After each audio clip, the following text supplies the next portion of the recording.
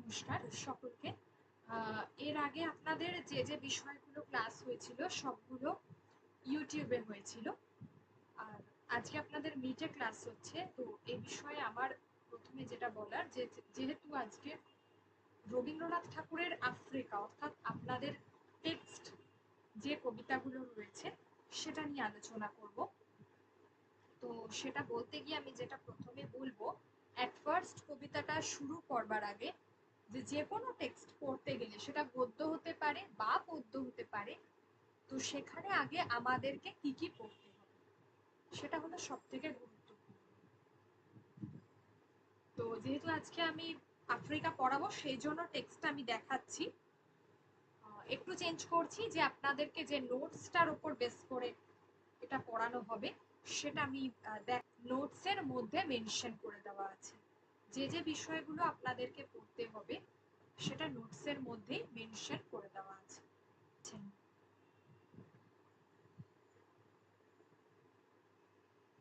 এখানে যেটা বলার, আমরা যখনই কোনো টেক্সট পড়ব তো আমাদেরকে সবার প্রথমে যে বিষয়টা পড়তে হবে সেটা হচ্ছে যে কবিতা হোক বা গদ্য সেটা ভালো করে বারবার রিডিং দিতে হবে, ভিতর থেকে প্রশ্ন আসবে।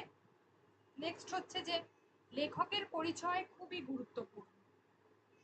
লেখকের পরিচয় দিতে গিয়ে তার গুরুত্বপূর্ণ লেখাগুলো, তার সাল, তিনি কি কি ধরনের লেখা লিখেছে।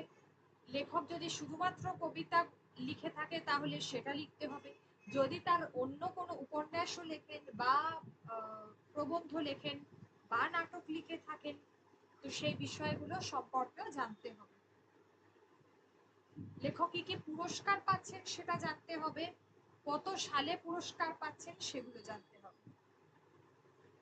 সেগুলো জানতে হবে কোন কাব্যগ্রন্থ বা কোন ধরনের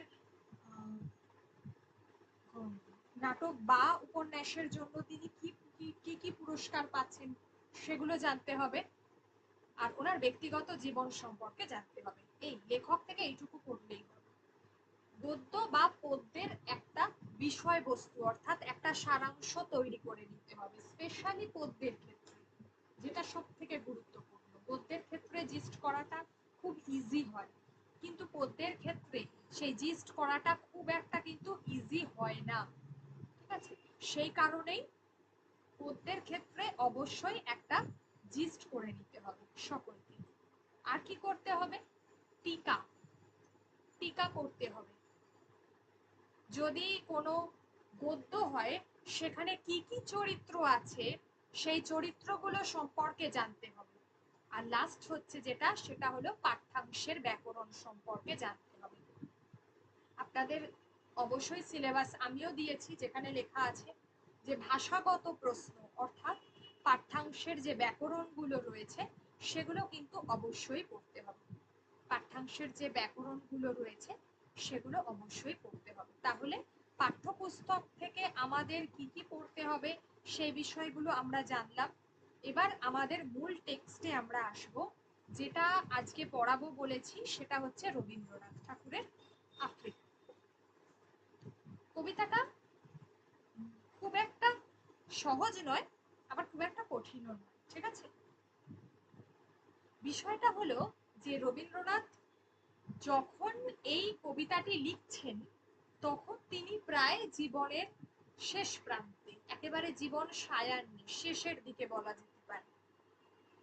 তো এখানে এই যে কাব্যগ্রন্থ থেকে আফ্রিকা কবিতাটি নেওয়া হয়েছে সেটি কিন্তু খুব একটা বড় নয়, মূলত এটা একটা ছোট কাব্যগ্রন্থই বলা যেতে পারে। ঠিক আছে, কাব্যগ্রন্থের নাম কি? কাব্যগ্রন্থের নাম আপনাদের নোটসে অলরেডি আমি মেনশন করেছি, যেটা হচ্ছে পত্রপুট। পত্রপুট হচ্ছে আপনাদের কাব্যগ্রন্থ। এই কাব্যগ্রন্থ থেকে মূলত আফ্রিকা কবিতাটি নেওয়া হয়েছে। পত্রপুট লেখা হচ্ছে 1343, 1343 থেকে 1345 এই বঙ্গাব্দের মধ্যে পত্রপুটের কবিতাগুলি লেখা হয়েছে। প্রথম যে সংস্করণ ছিল পত্রপুটের, সেখানে মোট 16টি কবিতা ছিল। পত্রপুটের প্রথম যে সংস্করণ, সেখানে মূলত 16টি কবিতা ছিল। আশা করি সকলে আমার হাতের লেখা বুঝতে পারছেন বা দেখতে পাচ্ছেন, ঠিক আছে?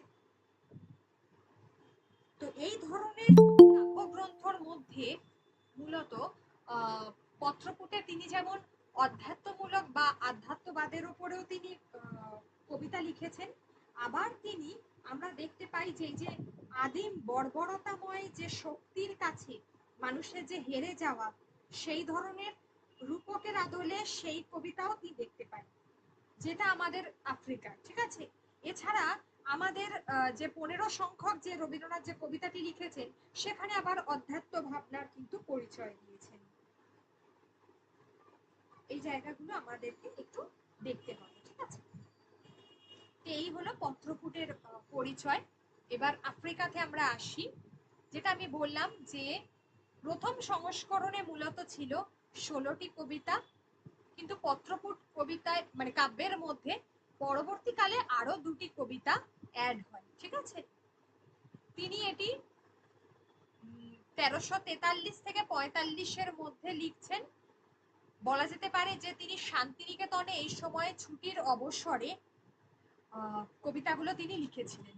মূলত তিনি 1342-এ লেখাটা শুরু করেন, 1343-এ প্রথম এটি প্রকাশিত হয় গ্রন্থাকারে, 25শে বৈশাখ, কবির জন্মদিনের দিন এটি গ্রন্থাকারে প্রকাশিত হয়, ঠিক আছে?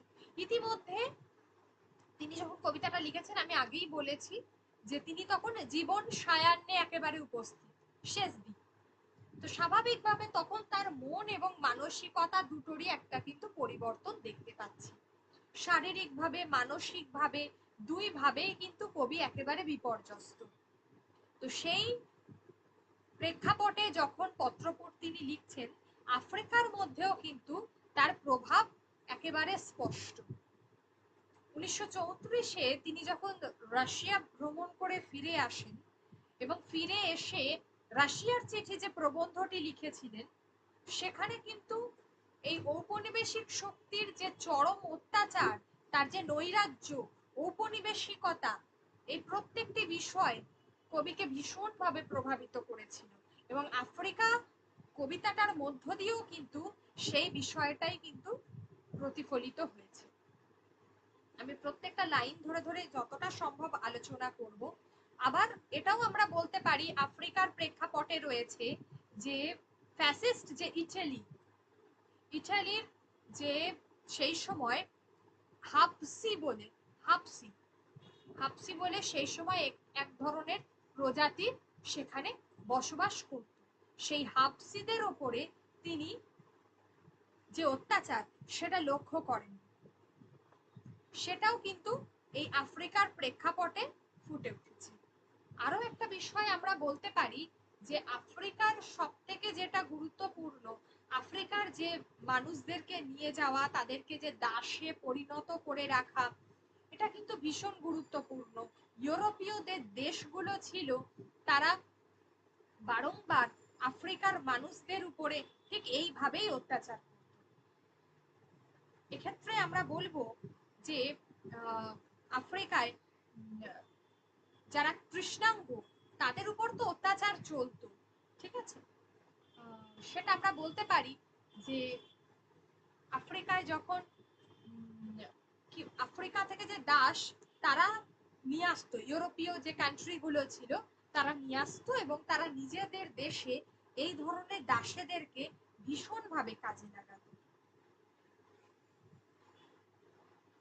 পরবর্তীকালে আমরা দেখছি যে দাস ব্যবস্থার অবলুপ্তি ঘটছে, এটা ঠিক, কিন্তু ইউরোপীয়রা তাদের যে নৈরাজ্য, যে অত্যাচার আফ্রিকান কান্ট্রির উপরে করেছিল, যা কবিকে ভীষণভাবে ব্যথিত করে এবং তার প্রেক্ষাপটেই তিনি কিন্তু তার এই কবিতাটি তিনি লিখেছিলেন। তাহলে আমরা দেখতে পাই যে কবির যে সোনার তরীতে যে সমস্ত মর্তপ্রীতি বা যে মানব প্রীতির কথা আমরা দেখি, সেগুলো কিন্তু পত্রপুট থেকে বেরিয়ে যায়নি, পত্রপুটেও কিন্তু ছিল, কিন্তু এক্ষেত্রে তিনি অনেক বেশি পরিণত ভাবনা চিন্তার পরিচয় দিয়েছেন। আবিসিনিয়া, ইটালির আবিসিনিয়া বলে একটি জায়গা রয়েছে, যেটা ইতালি মুসোলিনির নেতৃত্বে সেই আবিসিনিয়াকে দখল করতে গিয়েছিল, এবং আবিসিনিয়াকে দখল করতে গিয়ে তার সাধারণ মানুষের প্রতি যেভাবে অত্যাচার চালিয়েছিল, যা কিন্তু বলার অপেক্ষা রাখে। ঠিক আছে, আর এক্ষেত্রে আমি বলবো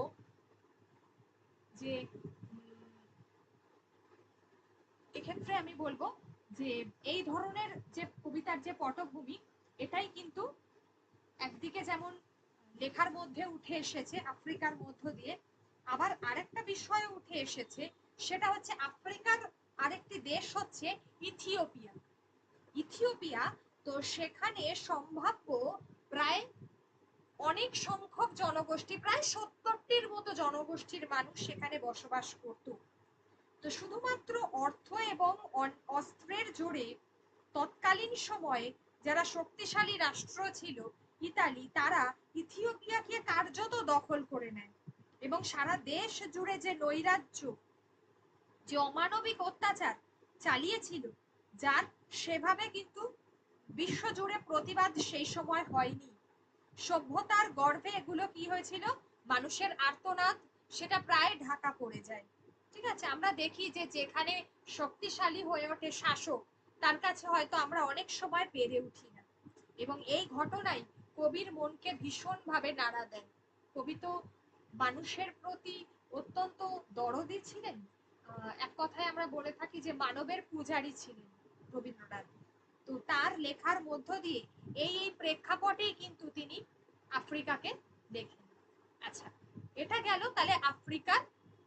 এক কথায় বললাম যে উৎস হচ্ছে পত্রপুট থেকে নেওয়া হয়েছে। পত্রপুট কখন লেখা হয়েছে সেটা বললাম, যে 1343 বঙ্গাব্দে, রচনা কাল হচ্ছে 1343 বঙ্গাব্দ। মূলত 1342 থেকে তিনি লেখাগুলো শুরু করেছিলেন শান্তিনিকেতনে বসে। প্রথম 1343-এ আমরা দেখছি যে পত্রপুটের কবিতাগুলো প্রকাশ পায়। 1343 থেকে 1345 এই সময়ের মধ্য দিয়ে পত্রপুটের লেখাগুলো কিন্তু প্রকাশিত হতে থাকে। আর এক্ষেত্রে যেটা বলবো যে প্রথম সাময়িক পত্রে প্রকাশিত হয়, পার্টিকুলার এই নির্দিষ্ট করে এই আফ্রিকা কবিতাটি প্রবাসী পত্রিকায় প্রকাশিত হয়েছে। ঠিক আছে, পার্টিকুলার এই নির্দিষ্ট করে এই কবিতাটি প্রবাসী পত্রিকাতে প্রকাশিত হয়েছিল 1343 চৈত্র মাসের প্রবাসী পত্রিকায়। 1343 চৈত্র সংখ্যা প্রবাসী পত্রিকা।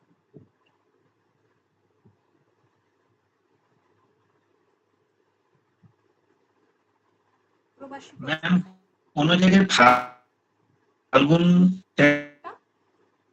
1343 সংখ্যা আছে। আচ্ছা আচ্ছা, মানে ইংরেজিতে বলে দেবো তাই তো? 1343 1343 হচ্ছে বঙ্গাব্দটা। ঠিক আছে, মানে বাংলায় বলছি। আর যদি এটাকে আমরা ইংরাজি করতে চাই, তাহলে যেটা আমরা ব্যবহার করি 1343-এর, এটা তো বাংলা ক্যালেন্ডার, তো এটাকে আমরা ইংরাজিতে যেটা বলবো সেটা হচ্ছে 1936 এই সময়টা।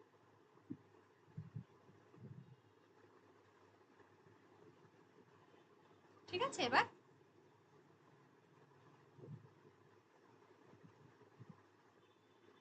আচ্ছা, এবারে যেটা বলবো, আগেই বলেছি এটা খুব ছোট, মানে কাব্যগ্রন্থটা খুব একটা বড় নয়।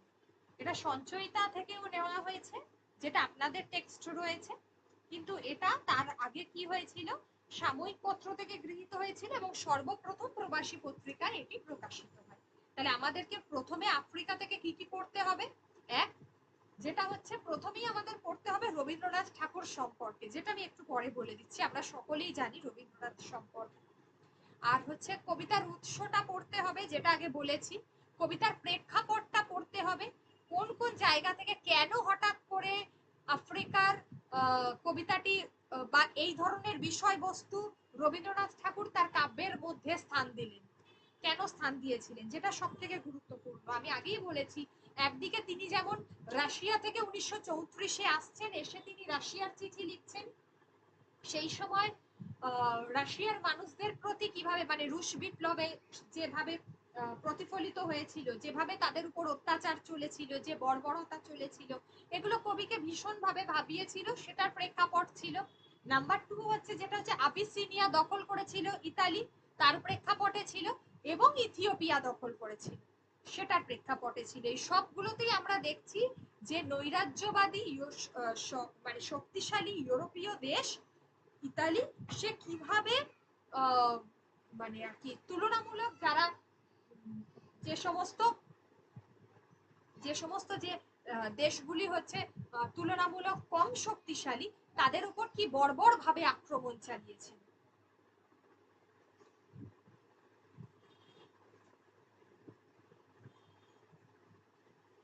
আচ্ছা, এবার হচ্ছে যেটা বলবো সেটা হচ্ছে যে যেটা বলছিলাম যে রবীন্দ্রনাথ ঠাকুর সম্পর্কে। তো রবীন্দ্রনাথ ঠাকুর সম্পর্কে আমরা মোটামুটি ভাবে সবাই জানি, যেটা হলো যে 1861-তে তিনি জন্মগ্রহণ করেছিলেন 7ই মে, এবং 7ই আগস্ট 1941, 80 বছর বয়সে তিনি মারা যান। এটা বাংলা সালটা হচ্ছে 1268, 25শে বৈশাখ এবং 22শে শ্রাবণ 1348 বঙ্গাব্দ।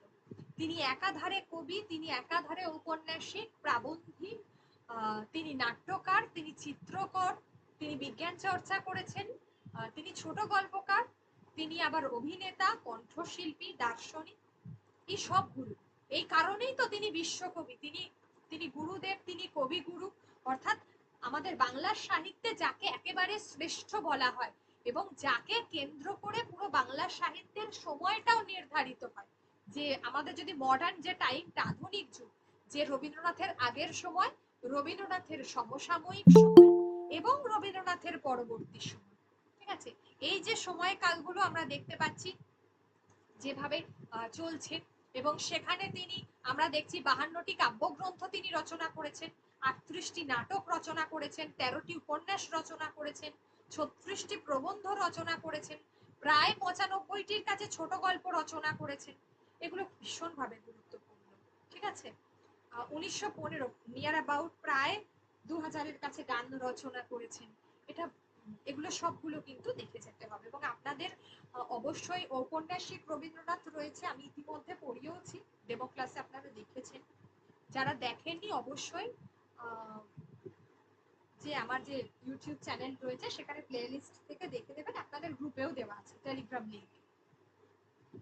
আর এছাড়াও আপনাদের প্রাবন্ধিক রবীন্দ্রনাথ পড়তে হবে, ঔপন্যাসিক ছোট গল্পকার অর্থাৎ কথা সাহিত্যিক রবীন্দ্রনাথ পড়তে হবে, নাট্যকার রবীন্দ্রনাথ পড়তে হবে, কবি রবীন্দ্রনাথ পড়তে হবে, এগুলো সবগুলো পড়তে হবে, ঠিক আছে।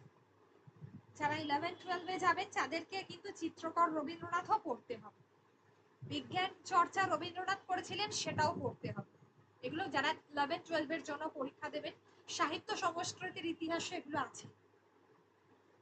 1913 খ্রিস্টাব্দে গীতাঞ্জলি কাব্যগ্রন্থের জন্য তিনি নোবেল পুরস্কার পেয়েছিলেন, তার যে ইংরেজি অনুবাদ ছিল দ্য সং অফ রিংস, সেটার জন্য মূলত, ঠিক আছে। এগুলো হলো গুরুত্বপূর্ণ। তার গল্পগুচ্ছ গুরুত্বপূর্ণ, তিনি রচনা করেন গীতবিতান। তো রবীন্দ্রনাথ ভারতী, প্রবাসী, সবুজপত্র, একাধিক হিতবাদী প্রভৃতি যে সমস্ত পত্রিকাগুলো ছিল সেই সময়, নবপর্যায় বঙ্গদর্শন, তিনি নিজে নবপর্যায় বঙ্গদর্শন প্রকাশনা করেছেন বঙ্কিমচন্দ্রের পরে, তিনি নিজে সম্পাদনার দায়িত্ব নিয়েছিলেন। এগুলো হচ্ছে ভীষণ গুরুত্বপূর্ণ। তিনি নিজে অভিনয় পর্যন্ত করেছেন, কণ্ঠশিল্পী হিসেবে কণ্ঠদান করেছেন, তার সাহিত্যকর্ম এতগুলো দিকে উজ্জ্বল। তো রবীন্দ্রনাথ সম্পর্কে এই জায়গাগুলোই বলবো।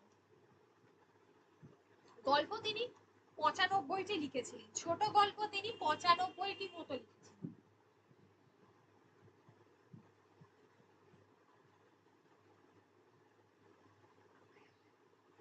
আচ্ছা, এবারে আসি, কবিতাটা একবার আগে পড়িয়ে দিই, তারপরে আপনাদেরকে যে মূল বিষয়টা একবার পড়িয়ে দিই, তারপর আপনাদের কি কি টিকা করতে হবে বা কি কি অর্থ পড়তে হবে, অর্থটা দিয়ে দিয়েছি আপনাদের নোটসের মধ্যে, সেটা আমি বলে দিচ্ছি। যদি আগে একটা জিস্ট করে দিই, জিস্ট যদি করি কবিতাটার, তাহলে আমি বলবো যে প্রেক্ষাপটটা বলেছি, বলা যাচ্ছে যে এক কথায় যে সৃষ্টির সময় বলা হচ্ছে যে পৃথিবী ছিল অশান্ত, মানব সভ্যতা তো ধীরে ধীরে বিবর্তনের মাধ্যমে গড়ে ওঠে, আধুনিক মানব সভ্যতা গড়ে ওঠে, ঠিক আছে। তো মানব সভ্যতার শুরু থেকেই আফ্রিকা মহাদেশ নিয়ে সকলের কিন্তু প্রশ্ন ছিল, কারণ আফ্রিকার বেশিরভাগ অঞ্চলটা কি ছিল, জঙ্গল। আমরা যদি আফ্রিকাটা দেখি কেউ, মোটামুটি ভাবে তার ভূপ্রকৃতিটা বা ভৌগোলিক পরিবেশটা যদি একটু বিচার করে দেখি, মূলত একটা গভীর অরণ্য, এবং সেই অরণ্য অ্যামাজনের মতো অরণ্য এতটাই ডিপ, যেখানে দিনের বেলাতেও কিন্তু সূর্যের আলো প্রবেশ সেখানে করতে পারে না, অর্থাৎ অন্ধকার চতুর্দিকটা।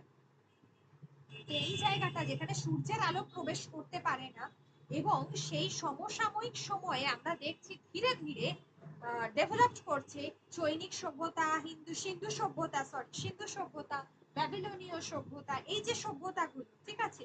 ধীরে ধীরে মানুষ, ইউরোপের মানুষ যেমন, যেটা হচ্ছে তাদের মধ্যে আধুনিকতার সূত্রপাত হচ্ছে, তখন থেকে মানুষ কি ভাবছে, যে যে সমস্ত ছোট ছোট দেশগুলো রয়েছে, বা যে সমস্ত দেশ মহাদেশগুলো রয়েছে, যেখানকার মানুষ তথাকথিতভাবে উন্নত নয়, সেই যে আদিম একটা মনোভাব সেখানে রয়েছে, কিন্তু এরা যেহেতু অনেকটা উন্নত হয়েছে, ইউরোপীয় সভ্যতা, তারা আবিষ্কার করছে এই অন্ধকারের আড়ালে কিন্তু সেই সমস্ত মহাদেশগুলো ছিল একেবারে প্রাকৃতিক সম্পদে পরিপূর্ণ।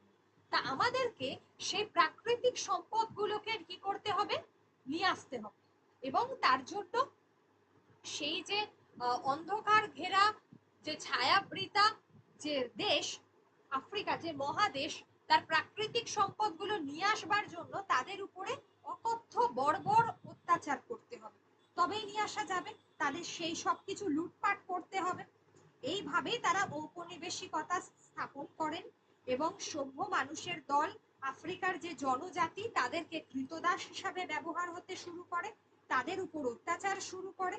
তাদের লাঞ্ছনা এতটাই এত বেশি মাপের হয়েছিল যে আলটিমেটলি দেখা যায় যে মানুষ কি করছে, ভীষণভাবে পীড়িত, নিপীড়িত, তাদের একটা লাঞ্ছনাময় জীবন, যা রবীন্দ্রনাথকে পরবর্তীতে ভীষণভাবে ব্যথিত করেছিল। তিনি মানব দরদি বলি বা মানুষের পূজারী বলি, রবীন্দ্রনাথ যখন এই বিষয়টা সম্পর্কে জানতে পারলেন, তখন তিনি মনে মনে করেছেন, যা আপনাদের কবিতার শেষেই রয়েছে, যেখানে বলা হচ্ছে যে রবীন্দ্রনাথ কোথাও আফ্রিকার মানুষের কাছে ক্ষমা চেয়েছেন, যে তোমরা আমাকে ক্ষমা করে দাও, যে একদিন না একদিন, তিনি যেটা হচ্ছে ইতিবাচক মন্তব্যে কবিতাটি শেষ করেছেন, যে অবশ্যই সুবিচার পাবে। এটাই হচ্ছে এই কবিতার মূল বিষয়বস্তু, ঠিক আছে। এটাই হলো মূল প্রেক্ষাপট। এবারে আমি যেটা বলবো, যেটা হচ্ছে যে ক্ষেত্রে দেখুন, সাহিত্য সঞ্চয়ন আপনাদের যে টেক্সটটা রয়েছে, দশম শ্রেণীর যে টেক্সটটা, সেখানে কিন্তু আফ্রিকা কবিতাটা রয়েছে, ঠিক আছে।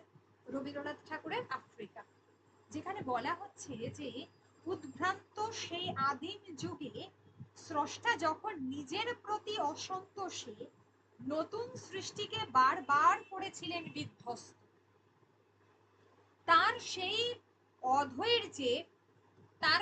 অধৈর্যে, ঘন ঘন মাথা নাড়ার দিনে, রুদ্র সমুদ্রের বাহু প্রাচী ধরিত্রীর বুকের থেকে ছিনিয়ে নিয়ে গেল তোমাকে আফ্রিকা, বাঁধলে তোমাকে বনস্পতির নিবিড় পাহারায় কৃপণ আলোর অন্তঃপুরে। অর্থাৎ আমরা দেখতে পাচ্ছি যে যিনি স্রষ্টা, উদ্ভ্রান্ত, তিনি ভীষণভাবে উদ্ভ্রান্ত, কেননা স্রষ্টা মনে করছেন একজন সৃষ্টিকর্তা, তিনি তার নিজের সমস্ত তার যাবতীয় মৌলিকত্ব, তার যাবতীয় কল্পনা দিয়ে একটা সৃষ্টি করে থাকেন, ঠিক আছে। এবার সৃষ্টিটা যখন তার মনের মতো না হয়, আমি আগে এইটুকু বলছি, ওখানে দাগ দেওয়া যাবে না, এটা তো অ্যাকচুয়ালি মার্ক করা যায় না এই পেজটাতে। তো বলা হচ্ছে যে যেখানে সৃষ্টিকর্তা তিনি দেখছেন যে তিনি তো ভীষণ একদম উদ্ভ্রান্তের মতো তৈরি করেছেন সমস্ত কল্পনা দিয়ে। তো সৃষ্টিকর্তার কোথাও কিন্তু মনে হচ্ছে যে তার এই তিনি যেটা সৃষ্টি করেছেন সেটা তার পছন্দ না। তো যখন স্রষ্টার এই রূপ মনে হয় তখন তিনি কি করেন, তখন তিনি তার সৃষ্টিকে বারবার তিনি ভেঙে ফেলেন বা সৃষ্টিকে তিনি ধ্বংস করে দেন। তো যে সৃষ্টিকে তিনি মন থেকে তৈরি করেছিলেন সেই সৃষ্টিকেই তিনি আবার কি বললেন, ধ্বংস করে দিলেন।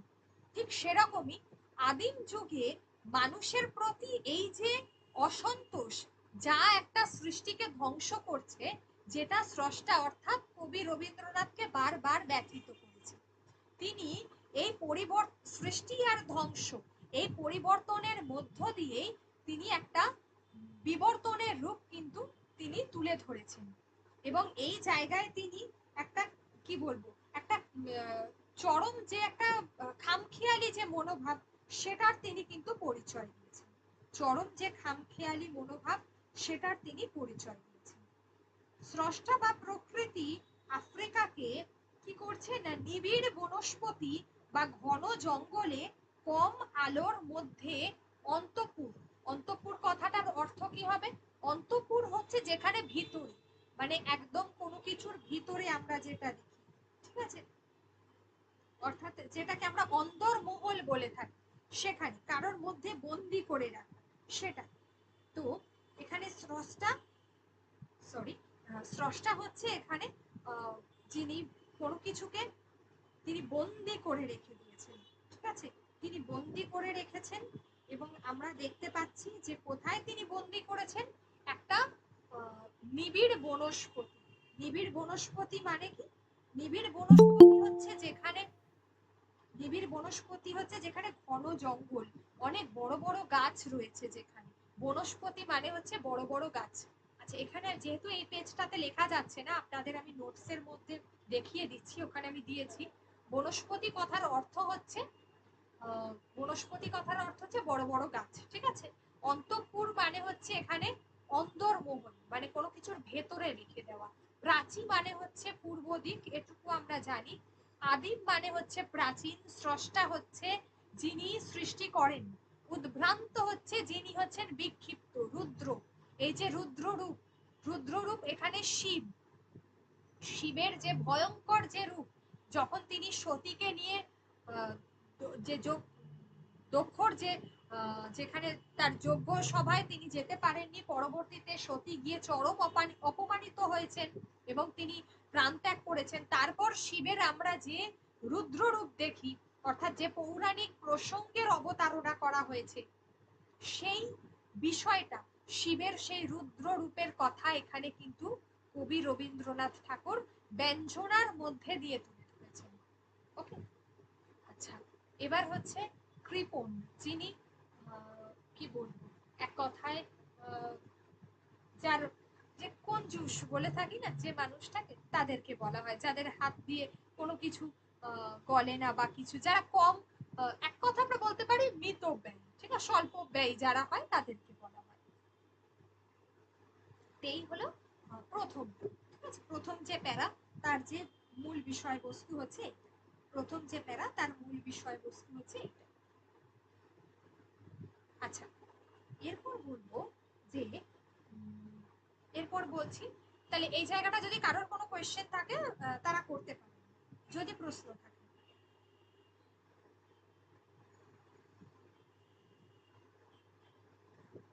কারণ আদিম যুগে পৃথিবী অশান্ত, নিজের প্রতি রাগে অসন্তোষে নতুন সৃষ্টিকে স্রষ্টা বা কবি বারবার ধ্বংস করছে। তার সেই ধ্বংসের মুহূর্তে আমরা দেখছি যে রুদ্ররূপ, যেখানে পূর্ব পৃথিবীর বুক থেকে আফ্রিকাকে আলাদা করে দিল, আলাদা করে দিল, ঠিক আছে।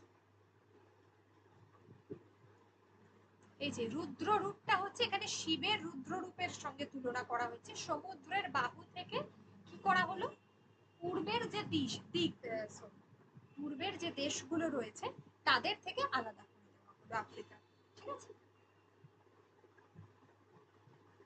এবারে আমরা আসি এখানে, কি বলছে না, সেখানে নিভৃত অবকাশে তুমি সংগ্রহ করেছিলে দুর্গমের রহস্য, চিনছিলে জলস্থল আকাশের দুর্বোধ সংকেত। প্রকৃতির দৃষ্টি অতীত জাদু মন্ত্র জাগাচ্ছিল তোমার চেতনাতীত মনে। বিদ্রুপ করছিলে ভীষণকে, এই লাইনটা গুরুত্বপূর্ণ, বিরূপের ছদ্মবেশে। আচ্ছা, এখানে যেটা বলবো যে শঙ্কাকে চাচ্ছিলে হার মানাতে, শঙ্কা অর্থাৎ যে ভয়, আপনাকে উগ্র করে বিভীষিকার প্রচন্ড মহিমায় তাণ্ডবের দুন্দুভি নিনাদে, দুন্দুভি নিনাদে। ঠিক আছে, তো এখানে কি বলা হচ্ছে যে আফ্রিকা আফ্রিকা এখানে বিরূপ ছদ্মবেশে কঠোরতাকে বিদ্রুপ করেছে, যে অত্যাচার তাদের উপর হয়েছে তাকে বিদ্রুপ করেছে। সেখানে তার প্রচন্ড মহিমা যেটা রয়েছে, সেখানে নিজেকে সে উগ্র করে ভয়কে সে কি করতে চায়, হার মানাতে চায়।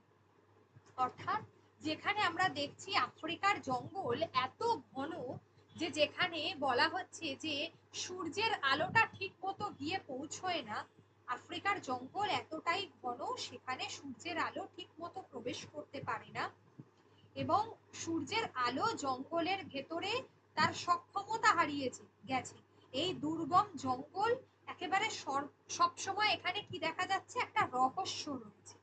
সেই জায়গায় প্রকৃতির এই দৃষ্টি, যেখানে আফ্রিকার চেতনাতীত মনে একটা জাদু মন্ত্র জাগাচ্ছে। সে বিরূপের ছদ্মবেশে ভীষণ যে ভয়ঙ্কর যে রূপ, তাকে কি করছিল, বিদ্রুপ করছিল। সে সবসময় ভয়কে চেয়েছিল যে আমি হার মানিয়ে দেব। ঠিক আছে, কবি মনে করেছেন আফ্রিকার প্রকৃতি যেন বিরূপ করছে বা বিদ্রুপ করছে কাকে, ভীষণ এই রহস্যময়তাকে। আফ্রিকা যেন নিজেকে উগ্র করে দিয়ে একটা ভয়ঙ্কর মূর্তি ধারণা করেছে।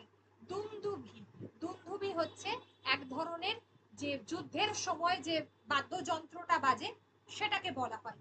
সেই বাদ্যযন্ত্রের মতো আওয়াজ তুলে তাণ্ডব অর্থাৎ ভয় প্রদর্শন করতে চাইছে, এবং যে ভয় রয়েছে তাকে প্রতিহত করতে চাইছে। এইবার মূল বিষয়টা হচ্ছে যে হায় ছায়াবৃতা, তার পরের অংশটা দুন্দুভি নিনাদে বলতে গেলে আমরা যেটাকে আমরা বলে থাকি ঢাকের শব্দ। ঠিক আছে, এবারে আমরা আসছি ছায়াবৃতা অর্থাৎ ছায়ায় ঘেরা, কালো ঘোমটার নিচে। কেন এই শব্দটা বলা হয়েছে, যে আফ্রিকা তো ভীষণ জঙ্গল, একেবারে বিভৎস জঙ্গল আফ্রিকা। হায় ছায়াবৃতা, চতুর্দিকে ছায়ায় ঢাকা, যেখানে আমি আগেই বলেছি যে এমন বিভৎস জঙ্গল যে যেখানে এতটাই রহস্য, যেখানে সূর্যালোক পৌঁছয় না। অপরিচিত ছিল তোমার মানব রূপ, তোমার যে রূপ সেটা কারোর কাছে মানে পরিচিত নয়, অর্থাৎ আফ্রিকাতে কেউ গিয়ে পৌঁছতে পারতো না। উপেক্ষার আবিল দৃষ্টিতে, অর্থাৎ সকলে আফ্রিকাকে এক কথায় উপেক্ষা করছে। তার তীক্ষ্ণ ধারালো এই যে উপেক্ষার আবিল দৃষ্টিতে এলো ওরা লোহার হাত করি নিয়ে, নখ যাদের তীক্ষ্ণ তোমার নেকড়ের চেয়ে, এলো মানুষ ধরার দল। গর্বে যারা অন্ধ তোমার সূর্যহারা অরণ্যের চেয়ে, সভ্যের বর্বর লোভ, কি বলছে, লোভ নগ্ন করলো আপন নির্লজ্জ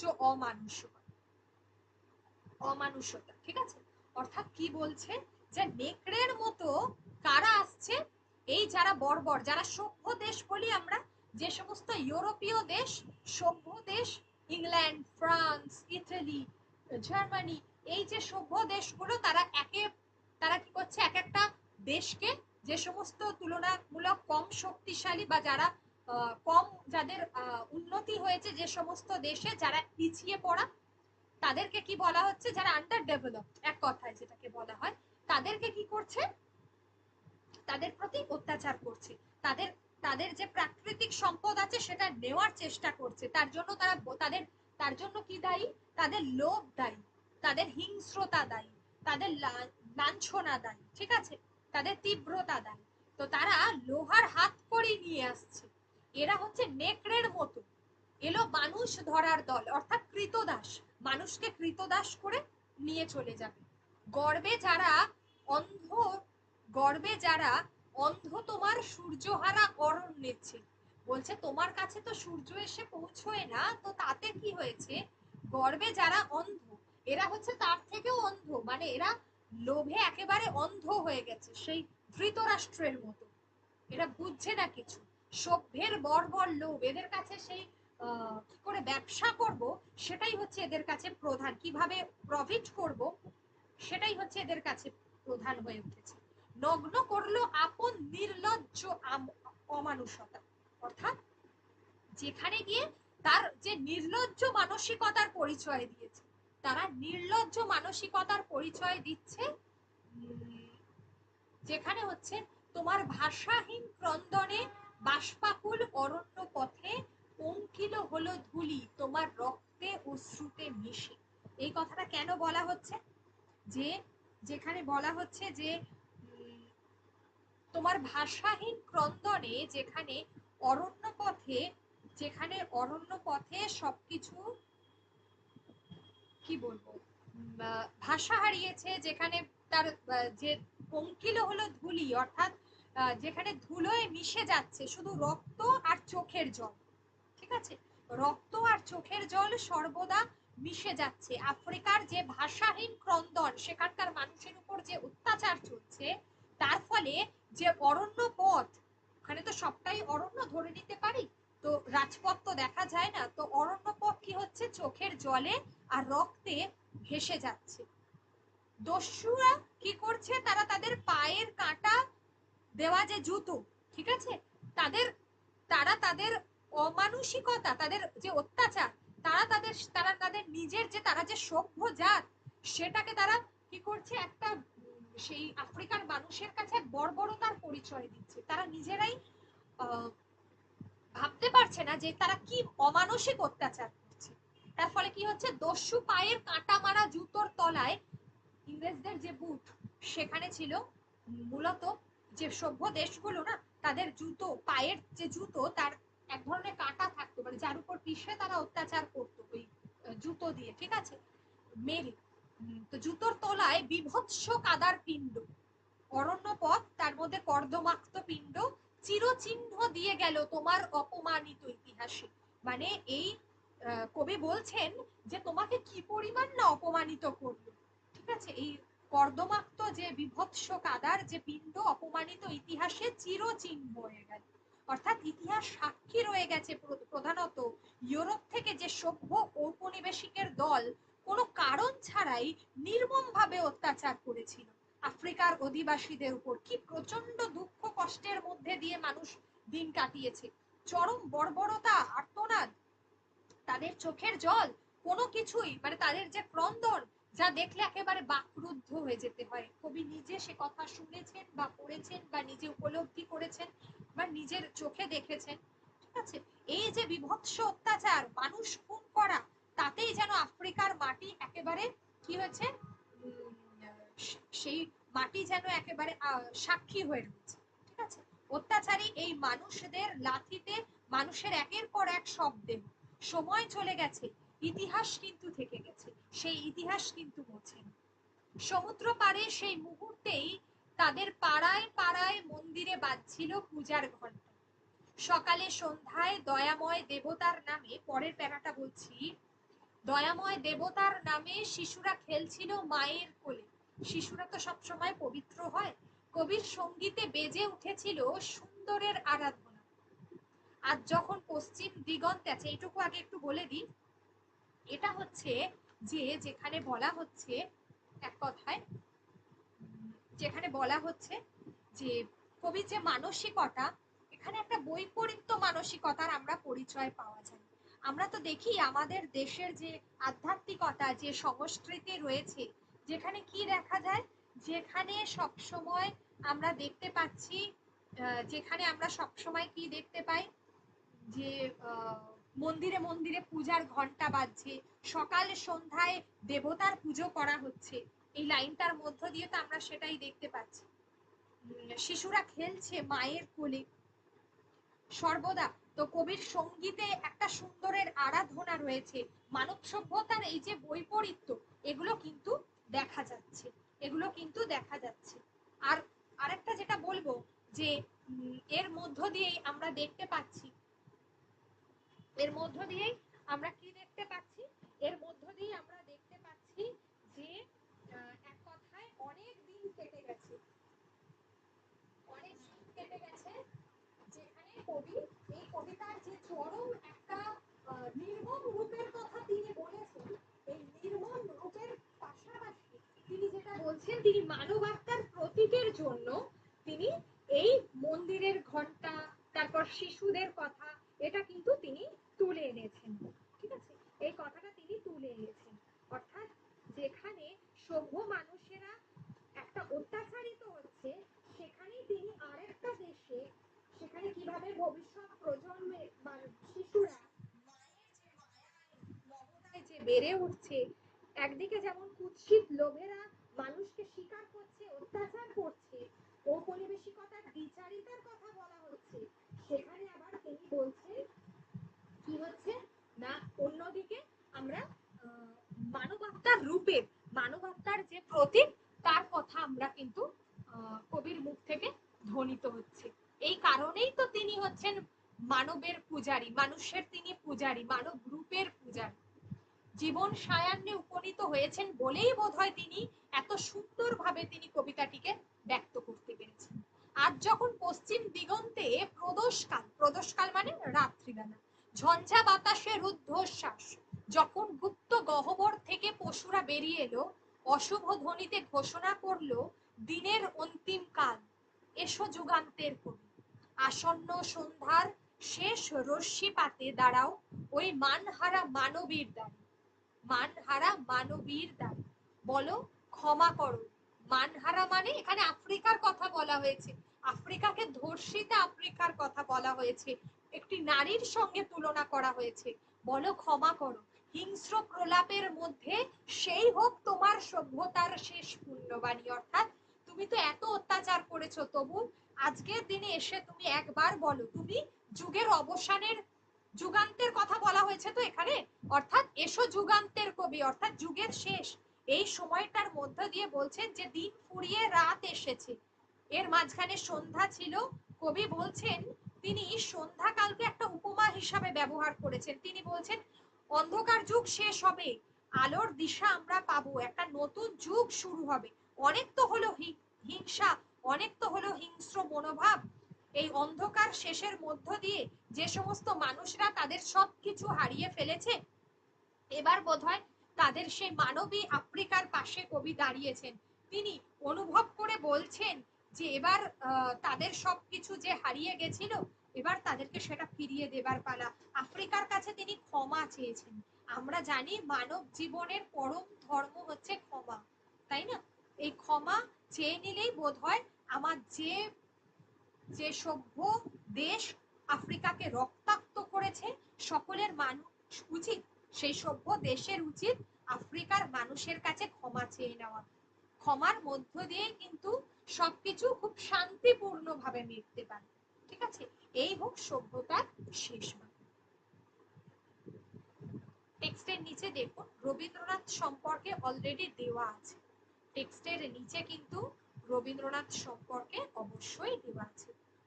এইভাবে বললাম, আর আপনাদের যে নোটসটা দেওয়া হবে সেটা কিন্তু, যদি কারোর কোনো জায়গায় কোনো অসুবিধা হয়, আমি বারবার বলছি কবিতাটা সম্পর্কে অবশ্যই বলুন।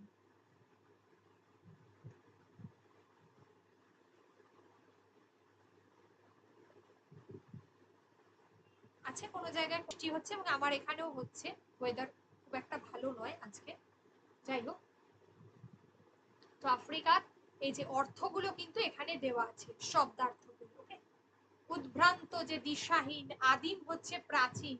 ঠিক আছে, এই যে আপনাদের যে এই ধরনের যে শব্দার্থ এবং টিকাগুলো, এগুলো শব্দার্থগুলো কিন্তু এগুলো করতে হবে। ঠিক আছে, প্রাচীন, আচ্ছা রুদ্র, এখানে শিবের যে রুদ্র রূপ সেটার কথা বলা হয়েছে, কিন্তু তার সঙ্গে সমুদ্রের আধারে সেটা ব্যবহার করা হয়েছে। ঠিক আছে, আদিম হচ্ছে প্রাচীন, প্রাচী হচ্ছে পূর্ব দিক, পূর্ব দিকের কথা বলা হয়েছে। অমানসিকতা হচ্ছে অমানবিকতা। আচ্ছা, দুন্দুভি নিনাদ, হ্যাঁ এটা দুন্দুভি হবে শব্দটা। ঠিক আছে, দুন্দুভি মানে হচ্ছে এক ধরনের বাদ্যযন্ত্র, এক ধরনের বাদ্যযন্ত্র। প্রদোষকাল, প্রদোষকাল যেটা রয়েছে সেটা হচ্ছে রাত্রি, প্রদোষকাল হচ্ছে রাত্রি। কোঙ্কিল মানে হচ্ছে পাঁক।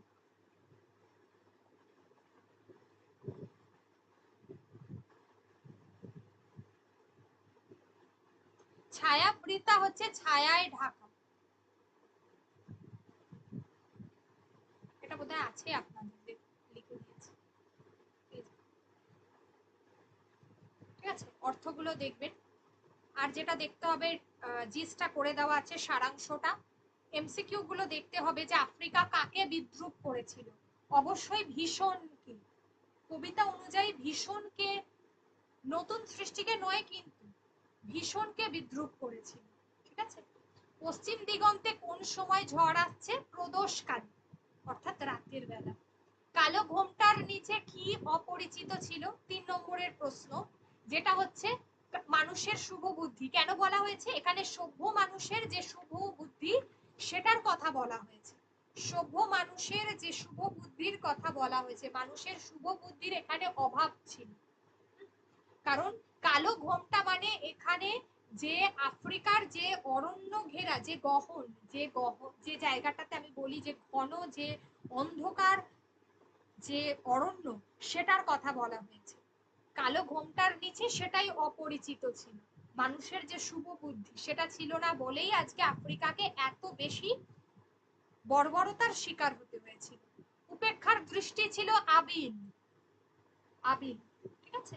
আফ্রিকা কবিতায় ওরা কি নিয়ে আসছে, লোহার হাতকড়ি, লোহার হাতকড়ি। আচ্ছা, কে নতুন সৃষ্টিকে বারবার বিধ্বস্ত করেছিলেন, স্রষ্টা, স্রষ্টা করেছিলেন। আফ্রিকা একটা মহাদেশ। আচ্ছা, এখানে স্রষ্টা অসন্তোষ হয়েছে নিজের প্রতি, একটু আমি ফাস্ট বলছি এই কারণে, তার আচ্ছা বোল্ড করে দেওয়া গুলো কিন্তু উত্তর এখানে, ঠিক আছে, বোল্ড করে দেওয়া উত্তর, তার কারণ আমি জানি না এখানে ভীষণ বিদ্যুৎ চমকাচ্ছে, বৃষ্টি হচ্ছে ভীষণ, তো সেই কারণে। আফ্রিকা কবিতায় কাকে ছায়াবৃতা বলা হচ্ছে, সেটা হলো আফ্রিকাকে। এখানে কিন্তু কেউ আদিম অরণ্যকে করবেন না, ঠিক আছে, আদিম অরণ্য নয়, আফ্রিকাকেই ছায়াবৃতা বলা হয়েছে। আর অরণ্য পথে যে ধূলি, কোঙ্কিল হলো কিভাবে, রক্তে অশ্রুতে মিশে। দেখবেন ওখানে দুটোই আছে, রক্ত এবং অশ্রুতে, ঠিক আছে, দুটো লাইনই রয়েছে। তো এই জায়গায় এইভাবে আপনাদেরকে অবশ্যই কবিতাটা কিন্তু পড়তে হবে। সভ্যতার শেষ পূর্ণ বাণীটা হচ্ছে ক্ষমা করো, এটা খুব গুরুত্বপূর্ণ এই জায়গাটা। হায় ছায়াবৃতা, ছায়াবৃতা কেন বলা হয়েছে, খুব গুরুত্বপূর্ণ। আসন্ন সন্ধ্যার শেষ রশ্মিপাতে, আফ্রিকাকে যে মানবীর সঙ্গে তুলনা করা হয়েছে, নারীর সঙ্গে তুলনা করা হয়েছে, সেটা খুব গুরুত্বপূর্ণ এই জায়গাগুলো কিন্তু। হ্যাঁ, প্রদোষকাল ওই সন্ধেবেলা, ঠিক আছে, দিনের শেষ, আলোর শেষ সন্ধেবেলাকেই বোঝাচ্ছে। কিছু কিছু জায়গায় আমরা রাত্রিও দেখতে পাই, ঠিক আছে, এটাকে, কিন্তু এটা রাত নয়, ওই সন্ধেবেলায় হবে, সন্ধ্যার শেষ আর, ঠিক আছে, এইটাই।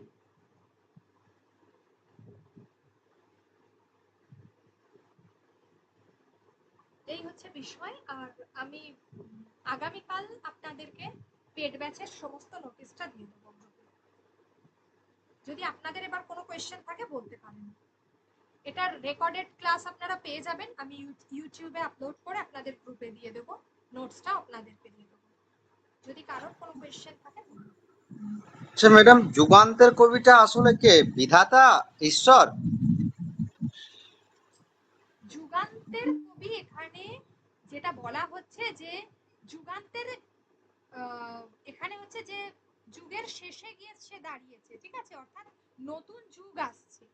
তো এখানে আমরা তাকে আমরা বলবো যে এখানে তো কবিকে গিয়ে দাঁড়াতে বলা হয়েছে, আসলে এখানে হচ্ছে যে এটাকে ঈশ্বর বলা যাবে না এটাকে, ঠিক আছে। প্রশ্নটা অ্যাকচুয়ালি আপনার কি সেটা বলুন, আমি বলছি। এক্স্যাক্টলি, মানে যুগান্তের কবিতা হ্যাঁ, যুগান্তের কবি বলতে কাকে বোঝানো হয়েছে? আচ্ছা, এখানে যেটা বলা হচ্ছে যে এখানে যেটা হচ্ছে যে সূর্যের আলো অর্থাৎ রাত্রির অন্ধকার অর্থাৎ দিনের আলোটা হচ্ছে শুভ জিনিস, ঠিক আছে, সূর্যের আলো, আর সন্ধ্যা হচ্ছে এখানে অশুভ জিনিস। তো যুগান্তের শেষে আবার নতুন যুগ আসছে, তো এখানে পার্টিকুলার কিন্তু কোনো ব্যক্তিকে বোঝানো হয়নি, এখানে সময়টাকে বোঝানো হয়েছে। যুগান্ত বলতে এখানে কিন্তু সময়টাকে বোঝানো হয়েছে। আচ্ছা ম্যাডাম, তাহলে এটা বলতে পারি তো যে যিনি এই হিংস্র যুগের অবসান ঘটে অহিংস যুগের সূচনা ঘটাবে? হ্যাঁ হ্যাঁ, একদম একদম বলা যেতে পারে। সেক্ষেত্রে আমরা ঈশ্বর বলতে পারি, প্রতীক রূপ হিসেবে ঈশ্বর বলতে পারি, কিন্তু কোনো ব্যক্তি কবি নয়। ওই যে যেখানে বলা হচ্ছে না যে মানবী রূপ, আফ্রিকার মানবী রূপ, সেই মানবী রূপ যে সংবেদনশীলতার সহকারে তাকে দেখতে হবে, ঠিক আছে, সেই রক্তাক্ত মানবী রূপ যে বিবর্তনের আধারে দাঁড়িয়েছে, এবং সেই বিবর্তন কোথাও যুগান্তের শেষে গিয়ে এই সভ্য মানুষদের মানসিকতার পরিবর্তন ঘটাচ্ছে। ব্যঞ্জনা হিসাবে ব্যবহার করা হয়েছে।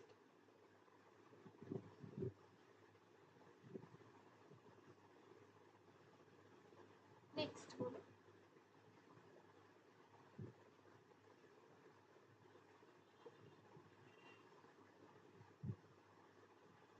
ওকে, পরবর্তী ক্লাসে হয়তো আপনাদের মহাশ্বেতা দেবী বা শক্তি চট্টোপাধ্যায় এগুলো রয়েছে, তো এটা নিয়ে সোমবার দিনকে অবশ্যই ক্লাস হবে, ক্লাস দেখতে থাকুন। যদি কারোর কোনো কোয়েশ্চেন থাকে বলুন, আদারওয়াইজ আজকে এই পর্যন্ত।